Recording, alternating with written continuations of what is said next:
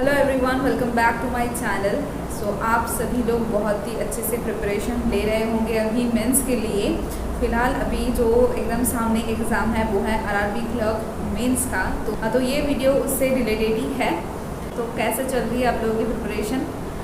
I hope पूरी तरह से आप इस एग्ज़ाम के लिए लग चुके हैं एंड अभी टाइम है रिवीजन का, तो अच्छे से कीजिए।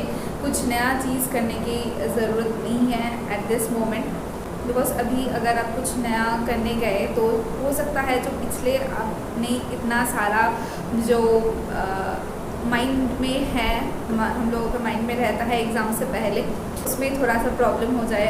पिछले जो आपने याद किया इतना सारा जो करंट अफेयर्स आप लोगों को याद रखना पड़ता है, बहुत ही मुश्किल होता है यार, आई नो। तो जो इम्पोर्टेंट बात है वो है मॉक से रिलेटेड। देखो, आई होप आप सभी लोग अभी मॉक दे रहे होंगे, तो एट दिस टाइम आपको डेली एक मॉक देना है एंड उसके बाद आप सुबह मॉक दो एंड शाम को उसका एनालिसिस कर दो अच्छे से, राइट। तो एक दिन में पूरा पार्ट कंप्लीट हो जाएगा।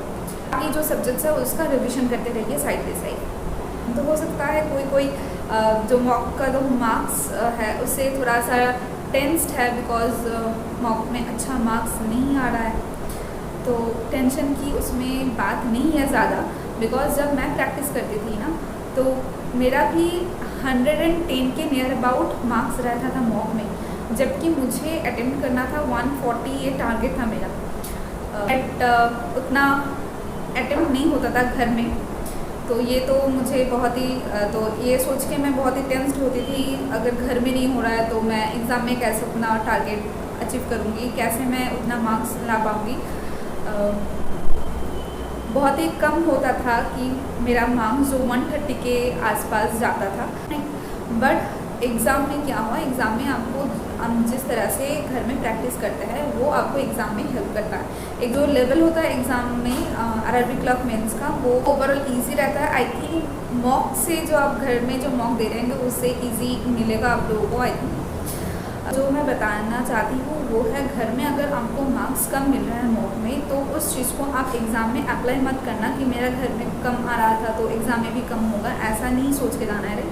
आपको आपके माइंड में ये रखना है कि मैंने घर में बहुत सारा प्रैक्टिस किया है, जैसा लेवल था पेपर का मॉक में मैंने वैसा ही अटेम्प्ट किया है एंड उस हिसाब से मुझे मार्क्स मिला है। एंड घर में मॉक देने टाइम जो मिस्टेक्स मैंने किया था वो मैंने रेक्टिफाई कर लिया है, तो मैं जब एग्ज़ाम देने जाऊँगी वो मिस्टेक्स नहीं होगा एंड स्पीड भी अच्छी रहेगी एंड अच्छे से मैं पेपर दे पाऊँगी। ये थिंकिंग आपको रखना है अपने माइंड में, राइट।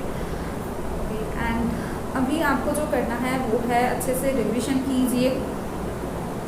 जो मैथ्स के जो टॉपिक्स आपको थोड़ा सा डिफ़िकल्ट लगता है उसे थोड़ा सा रिवाइज कर लीजिए, उसके थोड़े से क्वेश्चंस प्रैक्टिस कर लीजिए। एंड रीजनिंग में जो पजल्स है थोड़ा सा वो प्रैक्टिस कीजिए। एंड सीए वास्ट है, उसे तो कंप्लीट नहीं किया जा सकता, जितना भी आप पढ़ लो। तो जितना भी आपने अभी तक किया है उस अच्छे से रिवाइज़ कीजिए एंड अभी नया कुछ करने की ज़रूरत नहीं है, बिकॉज एग्ज़ाम डेट के 1 वीक पहले तक का आपको करंट अफेयर्स करना होता है।